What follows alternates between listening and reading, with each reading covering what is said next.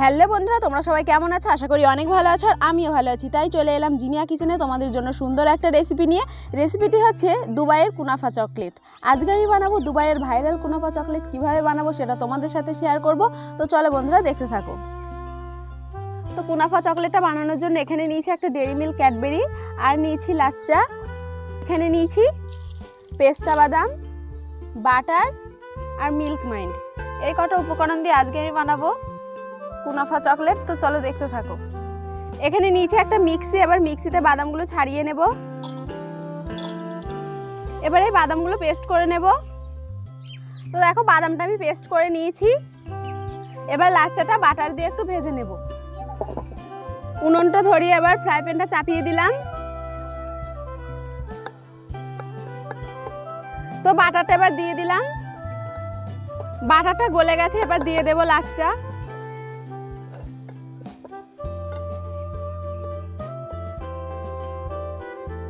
তো দেখো বন্ধুরা, আমি লাল লাল করে ভেজে নিয়েছি। এবার নামিয়ে নেব।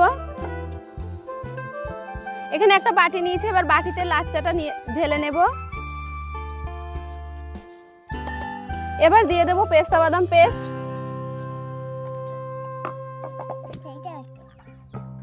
আর দেব মিল্ক মাইন্ড। এটা ভালো করে মিশিয়ে নেব। এটা আমার মেশানো হয়ে গেছে। এখানে নিয়েছি একটা চকলেট মোল্ড।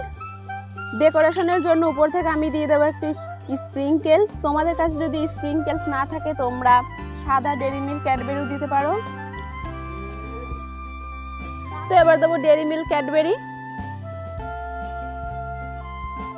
এবার একটা ছুরির সাহায্যে এই ক্যাডবেরিগুলো আমি চারিদিকে লাগিয়ে নেব। আর ক্যাডবেরিটা আমার গলানো লাগেনি, এত গরম পড়ছে যে গরমেই গলে গেছে। আমি ক্যাডবেরিটা ফ্রিজে রাখিনি। আর তোমাদের কাছে যদি ফ্রিজের ক্যাডবেরি থাকে তো তোমরা গরম জল করে একটা বাটির উপর দিয়ে ক্যাডবেরিটা গলিয়ে নিতে পারো।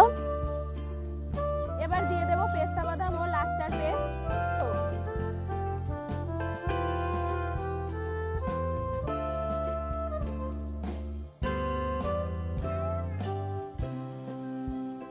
পেস্তা বাদাম এবং লাচ্চার পেস্টটা দিয়ে দিয়েছি। এবার দেব থেকে আবারও দিয়ে দেবো ডেরি মিল্ক চকলেট।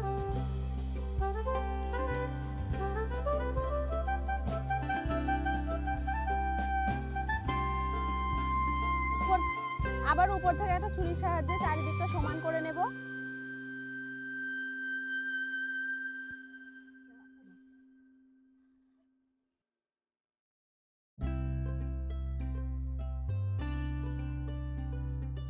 তো দেখো কুনাফা চকলেট আমার তৈরি হয়ে গেছে। এবার এটা রেখে দেব ফ্রিজে 2 ঘন্টার মতো। তো 2 ঘন্টা পর আবার আমি ফিরে আসছি। দেখো বন্ধুরা, 2 ঘন্টা পর আমি চকলেটটা ফ্রিজ থেকে বার করে আনলাম। তো দেখে নেব এবার কেমন হয়েছে।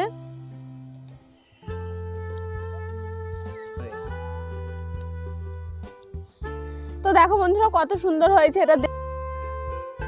বন্ধুরা আমি একটু ভেঙে দেখিয়ে দিচ্ছি ভিতরটা কেমন হয়েছে। এই দেখো বন্ধুরা কত সুন্দর হয়েছে এটা দেখতে, যতটা সুন্দর খেতেও খুব ভালো। এই স্টেপগুলো ফলো করে তোমরা বাড়িতে বানিয়ে দেখবে, বানানো খুবই সহজ। আর আমার এই ভিডিওটা ভালো লাগলে অবশ্যই লাইক, কমেন্ট, শেয়ার এবং চ্যানেলটি সাবস্ক্রাইব করে দেবে। তো দেখা হচ্ছে আবারও নেক্সট ভিডিওতে।